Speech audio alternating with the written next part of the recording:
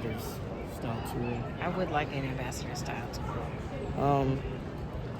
I guess kind of from our view over here, obviously the John Lewis Student Center.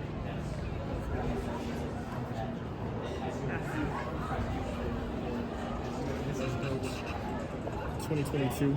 Okay. So kind of in that summer between when I was admitted into tech and when we first came here.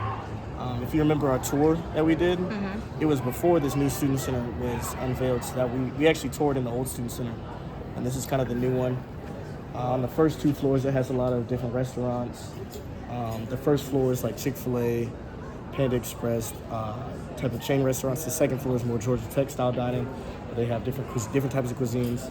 And on the third floor, you have the theater, as well as some lounges. On every floor, you have study spaces, as well as the Blue Donkey.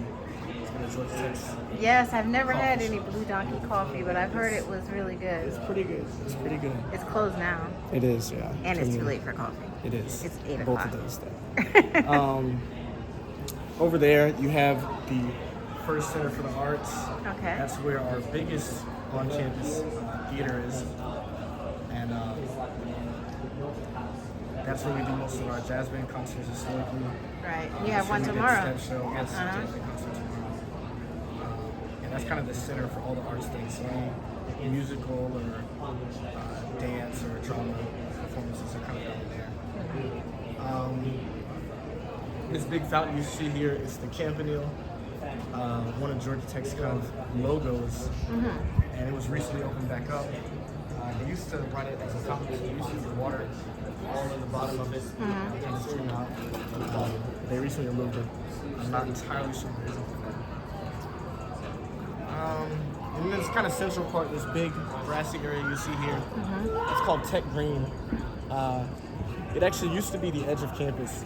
So there were some buildings for it was called the management school, which was the business school at the time, were built kind of on that Tech Green area, but they actually took them down when they expanded the campus this way and moved the business school to Tech Square, kind of where I live at. But now Tech Green's kind of a big area where people just hang out. That's where most of the tabling on campus is done for student orgs. I see some out there now. Yep, we do a lot of events. We've had like concerts over there. People do sports. Anything. It's kind of just a free space for everybody to enjoy the space. And around it, they have hammocks and seating for you to kind of enjoy some time outside. As well as they actually will a lot of food trucks all around this whole area. And this little pad here, it's called Skiles Walkway. Every Wednesday we have kind of a market where they bring in local vendors, people selling clothes, people selling food. Oh, cool. Advertising, all that sort of thing happens in this walkway. It's a huge spot for student traffic during the day. Behind this line of trees here, you actually have the Clough Undergraduate Learning Center. We call it the CULC. It's one of Georgia Tech's 3 libraries. They're actually all connected. Okay. The Clough building is more of a study and lecture space. It's where we have our biggest lecture halls. Each of them seat around 250 to 300 students, as well as 5 floors of study spaces and lab buildings, or classrooms. Are we talking about the silver top or the one in front of it? It's all the same building. It's all the same So building. what you're seeing next to the silver top is our rooftop garden. So that's if you go to the 5th floor. I'm not sure if it's open at this point in the day, but they have a bunch of plants and trees and a lot of space where you sit and study and enjoy your time. Past it, you can't really see it from here, but we have 2 more libraries, Crossland Tower and Price Gilbert Library. Okay. Although they have a lot of books in them, they used to be filled with books, which have now been moved to a shared library off campus that we have in Emory, where if you go to Georgia Tech's online library site, you can actually order books to be delivered to campus, where you can pick them up if you need to read them, and they aren't actually at the physical libraries here. So now they're kind of filled with study spaces, and the way they structure them is as you go higher up in those libraries, the quieter you need to be, where the 6th and 7th floor in Crossland Tower are actually completely silent. Let's see, what else is here? Further down that way, you have more of our engineering schools. So right there is the Van Leer building that you see with all the lights on. That is our civil, not civil engineering, electrical and computer engineering buildings. the left side of that path, you have more of our civil and mechanical engineering buildings. Further down, you have the computing buildings. You kind of see a glimpse of them past that statue, that big statue thing. You see them that way. That white statue? Past there's actually the architecture buildings on the right, and further down that path is the Clouds Computer buildings. Okay. But yeah, this is kind of central campus. And then further down that way, this East Campus, where you have a lot of the student dorms and the frat row, they call it, where all the fraternity and sorority houses are. If you look down that way towards the kind of more the city skyline to its left, that is Tech Square. That's where you live. That's where I live. That's where the Scheller Business College is. That's where they're building the new MBA and industrial engineering buildings. And then further down that way is West Campus. You have more dorms. It's more of a quieter side of campus. That's where like the West Village Dining Hall is, where I do jazz band. That's where the CRC is, the Campus Recreation Center for the gym.